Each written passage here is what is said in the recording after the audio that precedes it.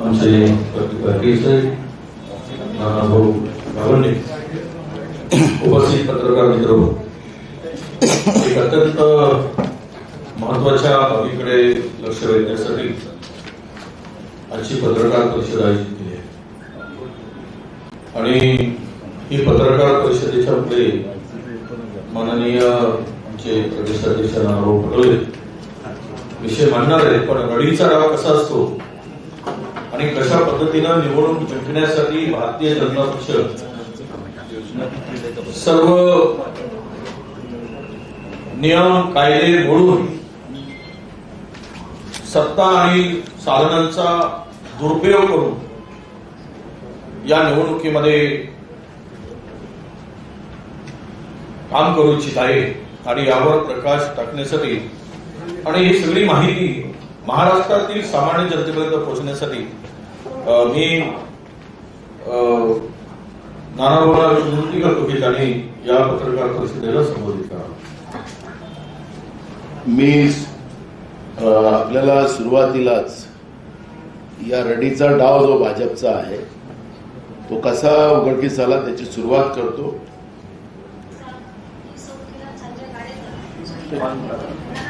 सरपंच आणि जिल्ही तालुका सरपंच संघटने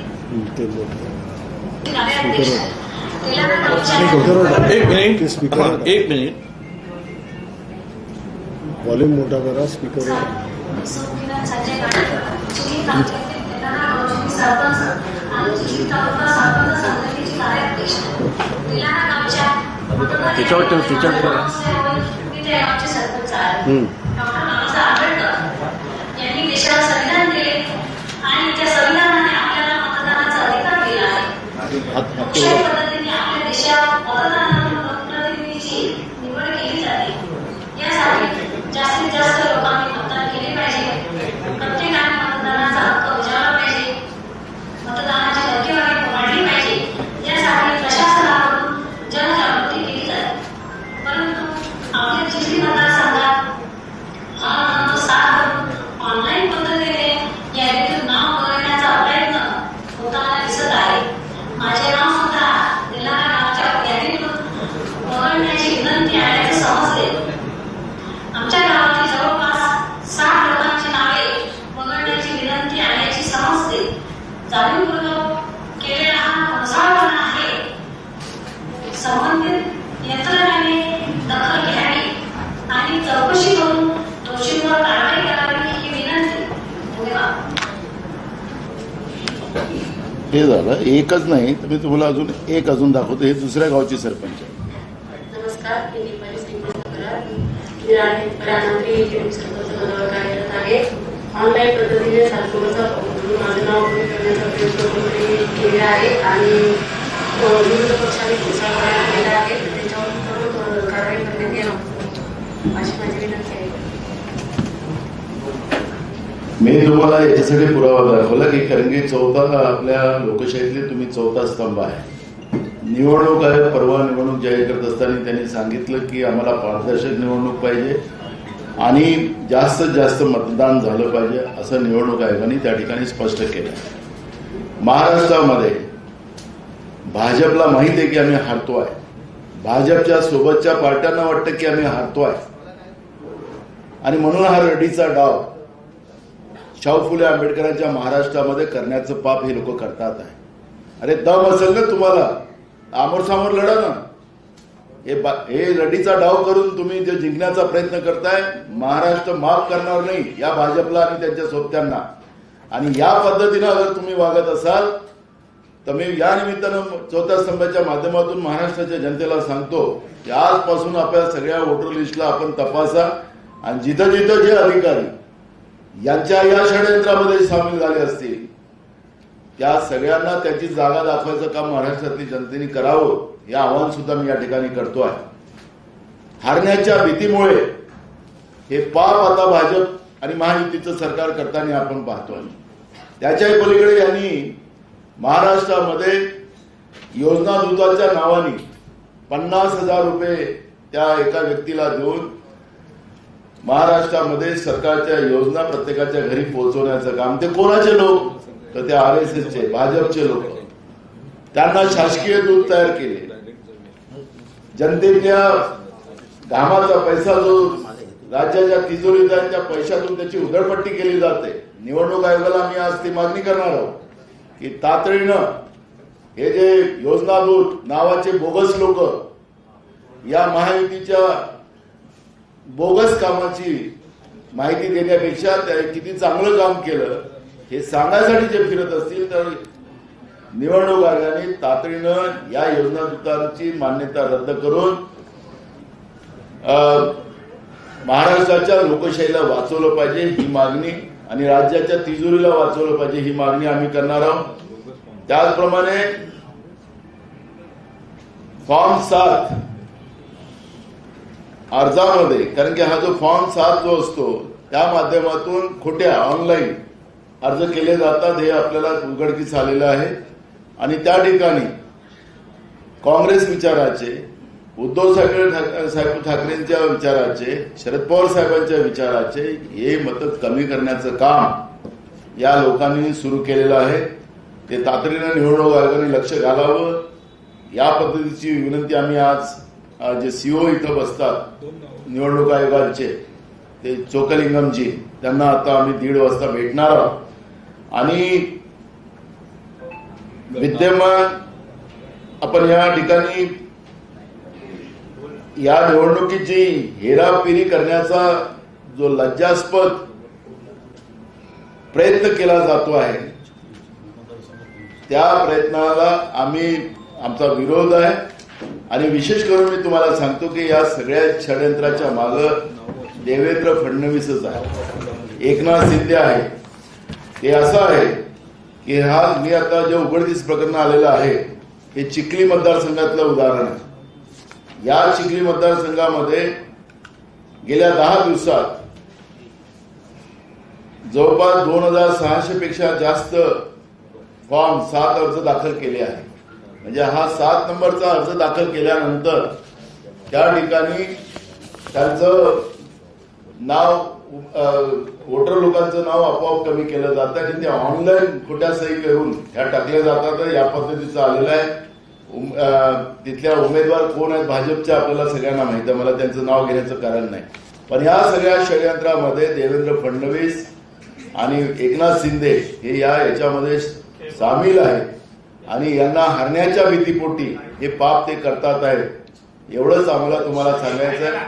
आजच्या याच्यामध्ये निवडणूक आयोगाच्या या सगळ्या व्यवस्थेच्या बाबत आम्ही त्यांना सांगण्यासाठी आज जाणार आहोत. त्यासाठी इथं आम्ही आलेलो आहोत. 1:30 वाजता आम्ही भेटणार आहोत. अनिलजी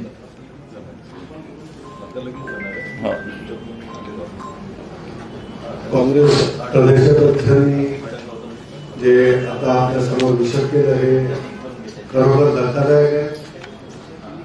निवडणूक आयोगानं खास करून चीफ इलेक्शन कमिशनरची टीम आली होती आणि त्यांनी राजकीय पक्षांच्या बैठका इथे मुंबईत घेतल्या. सर्व प्रकारची माहिती जाणून घेतली. राजकीय पक्षांनी त्यांच्या सूचना आपापल्या पद्धतीनं मांडल्या. महाविकास आघाडीच्या माध्यमातून काँग्रेस, राष्ट्रवादी, शरदचंद्र पवारजी आणि शिवसेना उद्धव बाळासाहेब ठाकरे यांच्या वतीनं आम्ही मांडल्या. एक फ्री अँड फेअर पद्धतीनं महाराष्ट्रामध्ये निवडणुका होत अशा प्रकारची मागणी करत असताना आता ज्या गोष्टी धक्कादायक समोर येत आहेत, एक तर त्यांनी 20 तारखेपर्यंत तुम्ही नाव नोंदणी करू शकता, आक्षेप घेऊ शकता अशा प्रकारचं हे केलंय. 22 ऑक्टोबर पासून नामांकन सुरू होत आहे, नॉमिनेशन सुरू होतील आणि त्यानंतर 4 तारखेला शेवटचं विड्रॉल आणि 20 तारखेला मतदान अशा प्रकारचा कार्यक्रम जो दिलाय त्या सगळ्या परिस्थितीमध्ये आता जे काही करू शकतात म्हणजे जी तुमची मतदार सुधारणा यादी आहे 6 नंबरचा फॉर्म, 7 नंबरचा फॉर्म, 8 नंबर, 8A हे निवडणुकीच्या मतदारांच्या नोंदणी आणि त्याबद्दलची नंतरची ज्या काही प्रक्रिया असतात म्हणजे स्थलांतर असेल, मृत असेल, वेगवेगळे फॉर्म तुमचे ऍड्रेस चेंज झालेले असतील तर या सगळ्या याची जी काही तरतूद असते ती तरतूद आता ह्या घाईघाईच्या याच्यामध्ये कशा तऱ्हेनं ते हानिकारक म्हणजे ज्या निवडणुकीचा जो उद्देश आहे की स्वच्छ वातावरणामध्ये पारदर्शकतेने तुमची निवडणूक घेतली जाईल यालाच कुठेतरी छेद दिला जातोय आणि याला आमचा आक्षेप हा आता आम्ही आमचं महाविकास आघाडीचं डेलिगेशन एक शिष्टमंडळ जाऊन तिथे चोकलिंगम सीईओ जे आहेत चीफ इलेक्शन ऑफिसर महाराष्ट्र त्यांना आम्ही देणार आहोत.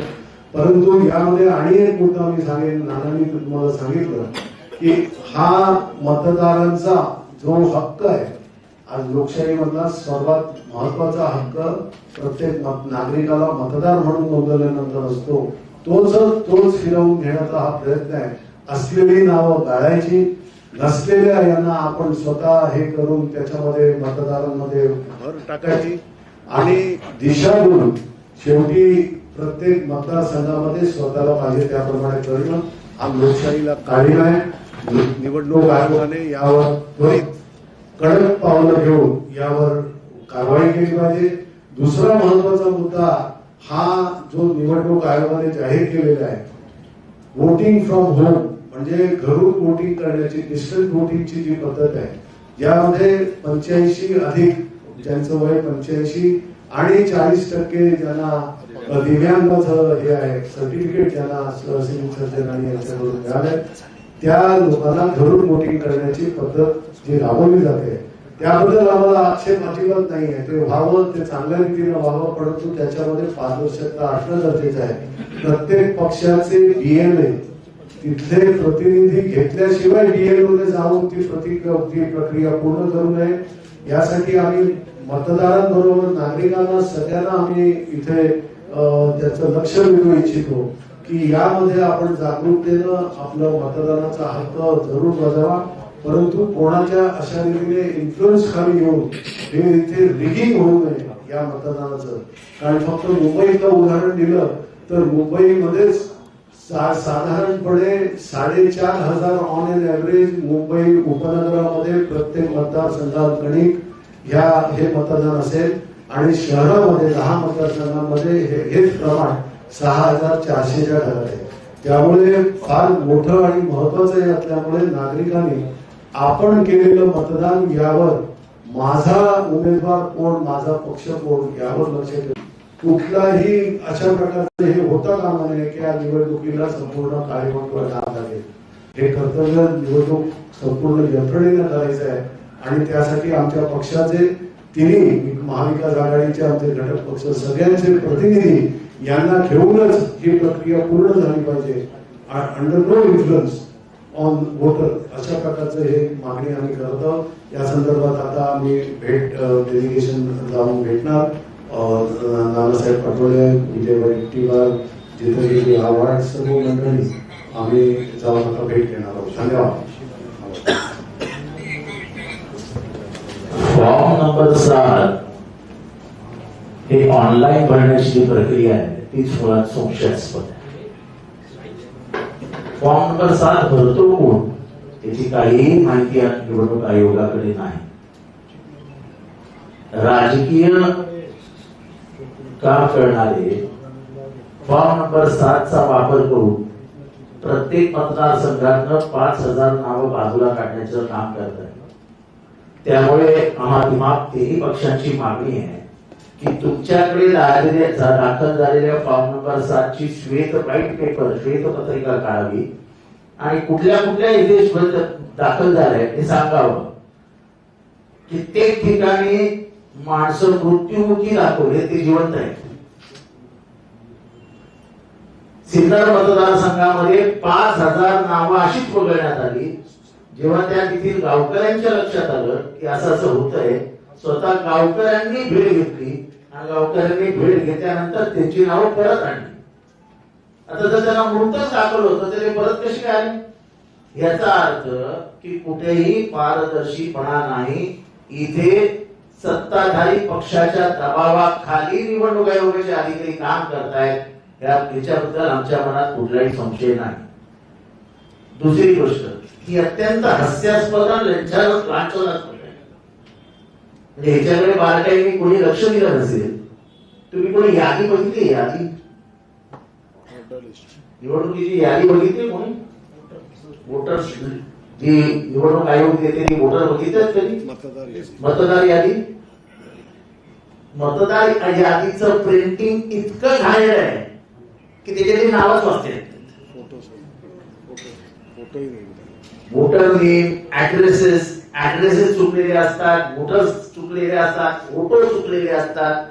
डिजिटल महाराष्ट्र, डिजिटल इंडिया, आणि आपण मतदार यादी व्यवस्थित करू शकत नाही. मतदाराची यादी शोधताना जी काही धावपळ होते त्याच्यामध्ये 20 दिवस जातात. आपण मोठ्या मोठ्या घोषणा करतो, आधार कार्ड लिंक होणार, अमुक होणार, तमुक होणार. अरे मतदार लिंक होत नाहीये त्या मतदार यादीत. म्हणजे ज्या पद्धतीने निवडणूक राबवली जाते ते सगळंच एकंदरीतच संशयास्पद आहे.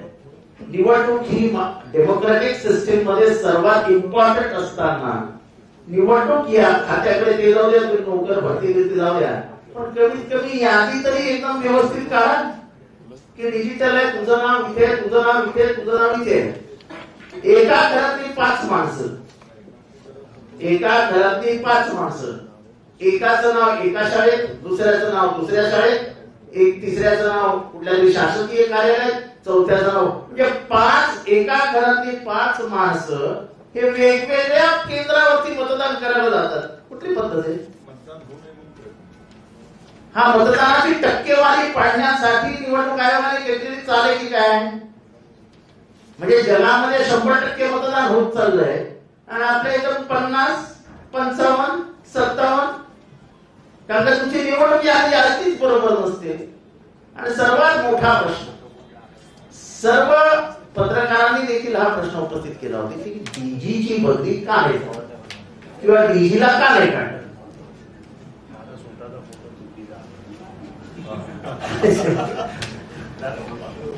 दाखवतो. तुम्हाला आठवत असेल की बेंगॉलमध्ये जेव्हा निवडणुका झाल्या तेव्हा तिथल्या डीजीला काढावं असं निवडणूक आयोगाने तातडीचं एक पत्र दाखल केलं आणि त्याची बदली. याबाबत हुशार पत्रकारांनी हाच प्रश्न निवडणूक आयोगाला विचारला असता, ज्या डीजी आहेत त्या एक्सटेन्शनवर आहेत, तुम्ही यावरून काय निर्णय घेणार? ते आमचा अधिकारच नाही. म्हणजे बंगालमध्ये वेगळं अधिकार पत्र आहे का? काय वेगळं अधिकारांचं पुस्तक आहे आणि महाराष्ट्राला काय वेगळं अधिकारांचं पुस्तक आहे? म्हणजे बंगालची निवडणूक जिंकायची म्हणून आपल्या मताचा निवडणूक आयोगाने डीजी आणला, माईक लांब ठेवा, आपल्या आवडीचा डीजी आणला आणि इथे जिंकायला पेगॅसस कोणी वापरलं, फोन टॅपिंग कोणी केलं, त्याचा इतिहास सगळ्या महाराष्ट्राला माहिती आहे. आणि ज्यांनी हे सगळे गुन्हे केले तोच माणूस जर पोलीस यंत्रणेचा प्रमुख असेल, जो खालच्या सगळ्या यंत्रणेला सांगतोय की तुम्ही बिनधास्त सत्ताधारी पक्षाचं काम करा, आणि ते निवडणूक आयोग म्हणतं राहू दे त्यांना नका काढू, ते आमचा अधिकार नाही, ते सरकार बघेल. निवडणूक आयोगाने पारदर्शक वागावं, जे निर्णय घ्यायचे त्यांनी पूर्वीच्या राज्यांमध्ये जे घेतले तेच अंमलात आणावे, तरच ही निवडणूक पारदर्शी होईल. अन्यथा ज्या उद्देशाने स्वतंत्र निवडणूक आयोग स्थापन केला होता डॉक्टर बाबासाहेब आंबेडकरांनी, तोच मुळात कोसळेल आणि निवडणुका आणि लोकशाही ही धोक्यात येईल. एक मिनिट प्रश्न उत्तर सुरू करण्यात होईल. एक महत्वाची सूचना आपल्या सगळ्यांच्या पुढे, आम्ही आता निवडणूक आयोगाच्याकडे भेटायला चाललो आहोत आणि त्यांची भेट घेऊन आम्ही निवेदन देणार आहोत. आता आमच्याकडे जी माहिती आली आहे ती जिथे जिथे लोकसभेमध्ये महाविकास आघाडीच्या उमेदवारांना अधिकची मतं आहेत त्या त्या ठिकाणी हा प्रयोग सुरू झालेला आहे. म्हणजे विशेष माहिती आपल्या सगळ्यांच्याकडे, जिथे आघाडीला अधिक मतं मिळाली, आघाडीला लीड मिळाली, त्या मतदारसंघामधील साधारणतः 2,500 पासून तर 10,000 मतं कसे कमी करता येईल अशा पद्धतीचं प्लॅनिंग भारतीय जनता पक्षाचे नेते फडणवीस आणि शिंदे यांच्या नेतृत्वामध्ये महाराष्ट्र सुरू आहे. ज्या निवडणुका आपण जिंकूच शकत नाही आणि म्हणून हा 7 नंबरचा जो फॉर्म आहे तो खरं म्हणजे स्वीकारला जाऊ नये. अशी सगळ्यांची मागणी आता केलेली आहे आणि बरीच विस्तृत माहिती आपल्या समोर दिलेली आहे. महाराष्ट्रामध्ये घाबरले आहे माहिती आणि त्यातून हा सगळा प्रकार आता महाराष्ट्रामध्ये सुरू आहे. आपल्याला ते द्या म्हणजे देऊन टाकली. हा फोटो वेगळा आहे आणि माणूस आहे. आताच आपल्याकडे आपले पत्रकार आहे संतोष कार्यकर्ते एनसीपीचे कार्यकर्ते आहेत संतोष शशिकांत पवार हे तुतारीवाले आहेत आणि यांचं नाव वेगळा आणि फोटो वेगळा. हे मतदार यादीमधला अरे सॉरी भारत हो ना कार्ड ओरिजिनल त्यांचं कार्ड आहे. भारत निवडणूक आयोगाचं हे कार्ड आहे. यावरच मतदान करायसाठी ही आयडी कामात येते. आणि उद्या जर हा फोटो वेगळा आहे तर त्याला मतदानापासून रोखलं जाऊ शकतं. रोखलं जाईलच. अशी पारदर्शी निवडणूक महाराष्ट्रात होण्यासाठी किंवा देशात होण्यासाठी निवडणूक आयोगाने जे काही सांगितलं आम्ही पारदर्शी करू. हे पारदर्शीपणाचं लक्षण आहे का या एका आयडीवरून आपल्या सगळ्यांच्या लक्षात येईल. म्हणूनच आमचं सगळ्यांचं म्हणणं एवढं आहे की तातडीनं फॉर्म A7 हा घेणं बंद करा आणि पुन्हा असे प्रकार होतील ना होणार नाही याची सगळ्यांना सूचना करा अशी मागणी आम्ही या ठिकाणी करतो. आता प्रश्न उत्तर आहे महाराष्ट्राच्या जनतेला करा. महाराष्ट्रातील जनतेला आम्ही आवाहन करतो की आपलं नाव 29 तारखेला अंतिम मतदार यादी 29 आपल्याला सगळ्यांना आता मिळणार आहे 20 तारखेपासून 19 पासून 19ला ती उपलब्ध होणार आहे सगळ्यांच्याकडे अंतिम. त्यावेळेस सर्व महाराष्ट्रातील जनतेने आपल्या मतदार यादीत नाव आहे की नाही याची खात्री आपण करून घ्यावी. आतापासूनच असं आव्हान सुद्धा या पत्रकार परिषदेच्या निमित्तानं सर्व महाराष्ट्रातील मतदारांना आम्ही करतो. यानंतर प्रश्न विचारा. एक मिनिट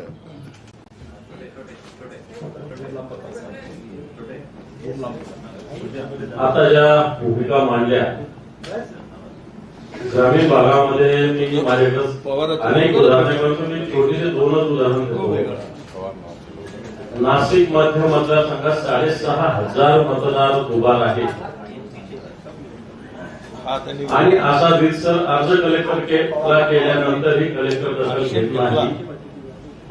सिल्लोड मतदारसंघ जो आहे लोकसभेनंतर या एका मतदारसंघात 27,000 मतदार नोंदणी वाढलेली 27,000 आणि ही डबल आहे.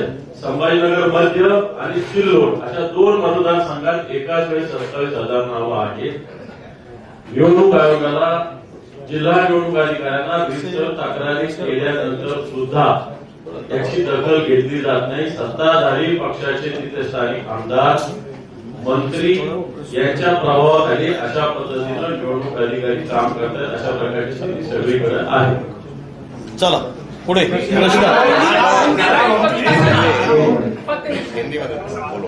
महाराष्ट्र में होने वाली विधानसभा के जो विधानसभा का जो चुनाव हो रहा है उसमें चुनाव आयोग ने जो अधिसूचना निकाली है और उसमें जब उन्हें पत्रकार परिषद में कहा कि हमें पारदर्शक चुनाव करना है तो चुनाव आयोग के ही व्यवस्था में पारदर्शिता नहीं है और सत्ता पक्ष के इशारे पे अगर चुनाव लड़ा जाए तो पारदर्शिता कहां से आएगी ये प्रश्न हमारे सबके सामने खड़ा हुआ है. महाराष्ट्र में 7 नंबर का जो फॉर्म होता है वो ऑनलाइन डायरेक्ट डालकर लोगों के नाम वहां पे कम किए जा रहे हैं और कम कर उसमें कांग्रेस शरद पवार साहब के विचारधारा के वोट उद्धव साहब के विचारधारा के वोट वो कम करने का काम महाराष्ट्र में किया जा रहा है और उसके पुरावे हमने आपको दिए हैं. मैं आह्वान करता हूं बीजेपी को, अरे दम है ना तो सामने से लड़ो. ऐसे ये पीछे से वार करने में लोकतांत्रिक व्यवस्था का खून करने का अधिकार तुमको नहीं दिया गया है. अगर गलती से तुमको दिल्ली में पावर मिल गया है तो उस पावर का, और राज्य में भ्रष्टाचार से बनी हुई असंवैधानिक सरकार, ये सरकार के माध्यम से महाराष्ट्र में होने वाली लोकतांत्रिक व्यवस्था की जो चुनाव है, जो लोकतांत्रिक व्यवस्था का उत्सव है, और ये महाराष्ट्र शाहू फुले आंबेडकर का महाराष्ट्र है। ये महाराष्ट्र में अगर तुम लोकतांत्रिक व्यवस्था का खून करना चाहते हो तो कदापि यहाँ पे महाराष्ट्र की जनता होने नहीं देंगी। लड़ना है तो सामने से लड़ो, पर तुम्हारे में दम नहीं है, क्योंकि तुम हारने वाले हो। तुम्हारे इस सर्वे में तुम्हारी लोगों ने पोल खोल के रखी है। जिस तरह से महाराष्ट्र बेचकर तुमने गुजरात को बेच दिया, नरेंद्र मोदी और अमित शाह का एटीएम महाराष्ट्र बन चुका है। महाराष्ट्र को लूटने का काम किया और महाराष्ट्र की जनता इनको सत्ता से बाहर निकालने का मानस बना कर रखी है। तो यही अब हारने के डर से लोकतांत्रिक व्यवस्था का खून करने का काम ये लोग कर रहे हैं। आपने देखा होगा कि लास्ट हमने चुनाव के पहले ही महाराष्ट्र की डीजी जो है उसके बारे में हमने कंप्लेंट की थी चुनाव आयोग को। वो कहा था कि असंवैधानिक व्यवस्था के आधार पर डीजी की नियुक्ति हुई रश्मि शुक्ला की। अब चुनाव आयोग ने जो इलेक्शन जिस दिन डिक्लेयर किया उस दिन प्रेस कॉन्फ्रेंस ली। उस दिन लोगों पत्रकार जी ने पूछा कि आप डीजी बदलने वाले हो क्या? तो चुनाव आयोग कहते हैं कि हम बदल नहीं सकते, डीजी के अधिकार हमारे नहीं है। फिर वेस्ट बंगाल का डीजी आपने कैसा बदला, उसका जवाब भी चुनाव आयोग को देना पड़ेगा। अगर चुनाव पारदर्शी करना हो तो ये व्यवस्था के आधार पर चुनाव आयोग ने तुरंत एक्शन लेना चाहिए और महाराष्ट्र में चुनाव पारदर्शी होना चाहिए। मांग हम तीनों दल, कांग्रेस, उद्धव साहब का गठ और शरद पवार साहब के गठ के माध्यम से हम लोग करने जा रहे हैं और महाविकास आघाड़ी के माध्यम से किए जा रहे हैं। अगर चुनाव पारदर्शक नहीं होता है तो इसका मतलब है कि चुनाव आयोग और केंद्र में बैठी हुई मोदी और बीजेपी की सरकार, इनकी साठगांठ से लोकतांत्रिक व्यवस्था का खून करने का काम चुनाव आयोग कर रहा है। ये मैसेज देश में जाएगा और लोकतांत्रिक व्यवस्था के ऊपर से जनता का भरोसा उठ जाएगा। और इसलिए हम आज महाराष्ट्र के जो चुनाव आयोग के सीओ है चोकलिंगम जी, उनको पास जाकर हम सब ये बात को पास से अवगत कराएंगे। जो पुरावे हमारे पास है वो उनको देंगे और जो ऑनलाइन पद्धति से जिस तरह से ये पाप करने का काम जो किया जा रहा है उसको तुरंत रोकने का आदेश वो दे। और ये चुनाव आयोग की जो प्रक्रिया है, अब सरकार का कोई दखलंदाजी नहीं होना चाहिए। और एक दूसरा है कि महाराष्ट्र सरकार ने योजना दूत के नाम से 50,000 लोगों की नियुक्ति की है और उनको 50,000 रुपया दिया जाएगा। सरकार की योजना है उनके घर तक पहुंचाने के लिए। वो लेकिन सब लोग संघ के हैं, बीजेपी विचारधारा के हैं और सब प्राइवेट लोग हैं, सरकारी लोग नहीं है। और ये लोग सरकार का बैच लगाकर लोगों के घर जाकर वो कैंपेन वो लोग कर रहे हैं। जो महाराष्ट्र की जनता के पसीने का पैसा जो राज्य की तिजोरी में है उसको ये उड़ाने का काम और अपना कैंपेन करने का काम ये लोग कर रहे हैं। ये भी इस बारे में भी हम कंप्लेंट चुनाव आयोग को करेंगे। तुरंत ये योजना व्यवस्था बंद की जाए, ये मांग हम करेंगे। संजय राउत जी का बयान सामने आया है कि महाराष्ट्र की मराठी सरकार सक्षम नहीं है। संजय राउत जागा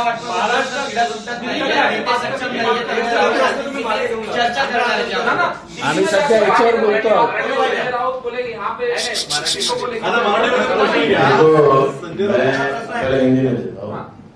पहली बात ऐसी है कि संजय राउत जी के नेता उद्धव ठाकरे जी है, हमारे नेता मल्लिकार्जुन खड़गे जी और राहुल जी है और राष्ट्रवादी के नेता शरद पवार जी है। जो हमारी टीम में हम लोग जो सिर्फ से मीटिंग जो कमेटी जो है उसमें ना शरद पवार जी रहते हैं, ना उद्धव जी रहते हैं, ना मल्लिकार्जुन खड़गे जी, ना राहुल जी रहते हैं। लेकिन हम लोग कमेटी जो बनी है उनके आदेश से बनी है, हमारे तीनों नेता के आदेश से बनी है। हमारी जवाबदारी है कि हमारे नेता को जो भी कुछ हुआ वो मालूमात देना, वो हमारा अधिकार है, वो देना पड़ता है। संजय राउत उद्धव जी को ओवररोल करते होंगे तो उनका इश्यू है, हमें पता नहीं क्या है उनका। अगर वो ऐसा बोलते हैं तो लेकिन हम हमारे नेताओं को हम वास्तविकता बताना ये हमारी जवाबदारी है और वो हमने काम किया है। संजय राउत का काम, संजय राउत क्या कर रहे हैं, हमें संजय राउत के बारे में मुझे कुछ बोलना नहीं।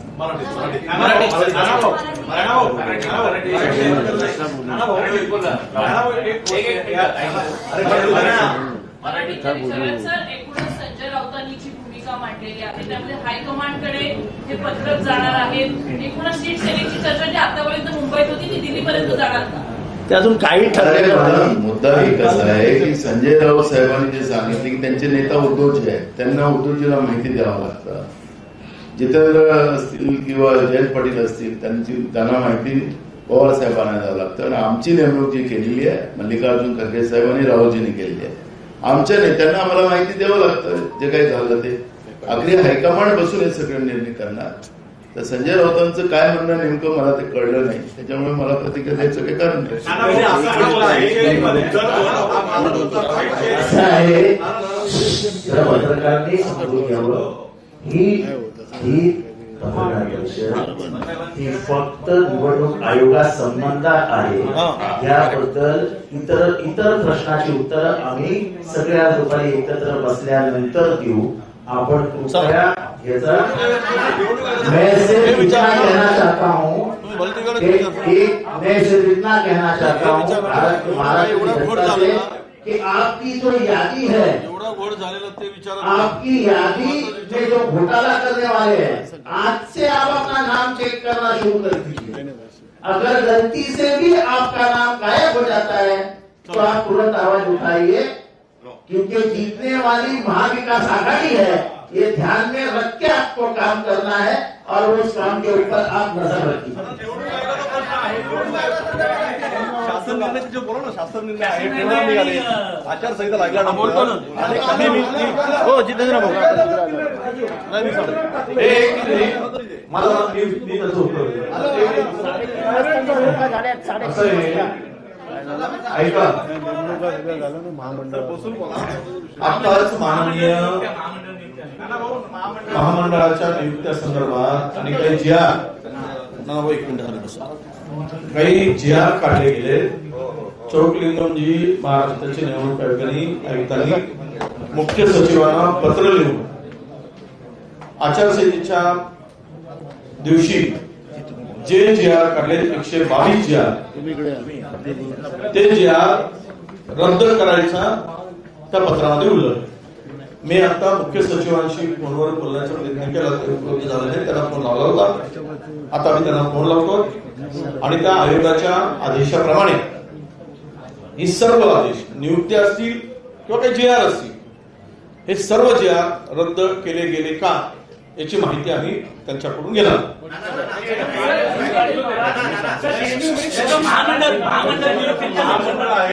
टेंडर बरेचसे काढलेले आहेत, ते सर्व निर्णय रद्द करण्याचे सूचना किंवा पत्र निवडणूक आयोगाने मुख्य सचिवांना पाठवलेलं आहे।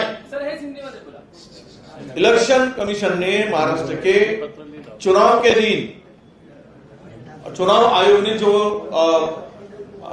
इलेक्शन डिक्लेयर किया था उसी दिन जो भी निर्णय हुए हैं वो निर्णय और नियुक्तियों को रद्द करने के लिए लेटर इशू किया है, आदेश दिया है मुख्य सचिव को, और उसका इंप्लीमेंट हो रहे कि नहीं हो रहे इस बारे में हम लोग मुख्य आयुक्त से जानकारी ले रहे। उनको ये करना पड़ेगा, जितनी नियुक्तियां हो या टेंडर हो, जीआर हो, सब कैंसिल करना पड़ेगा। शिवाजी महाराज के एक मिनिट या विषयात वडेट्टीवार साहेबांनी सांगितलं, त्याच्या पुढे मी जातो। यांनी बरेचसे जी आर जुन्या तारखेनं काढले, परंतु प्रत्यक्षात निवडणूक आचारसंहिता ज्यावेळेस सुरू होती दुपारी 3:30 वाजता पत्रकार परिषद झाली, त्याच्यानंतर मेल आला असेल, वेबसाईटवर टाकला असेल तरी ते इनलिगल आहे। तारखा त्यांनी जुन्या टाकल्या, समजा परवाची तारीख टाकली, परवा घोषणा केली, परंतु तारीख मागच्या 10 दिवसापूर्वी टाकली। त्यामुळे तसं रिक्सर पत्र आम्ही लिहिलेलं आहे की दुपारी 3:30 वाजेनंतर जेही मेल केला असेल, वेबसाईटवर टाकला असेल, पत्र इनवर्ड झाला असेल, आउटवर्ड झाला असेल, ते सगळे रद्द केले पाहिजे। तारखा त्याच्यात त्यांनी जुन्या 10 दिवसापूर्वीच्या टाकलेल्या आहेत। Kind your information. Shivaji Maharaj के नाम पर एक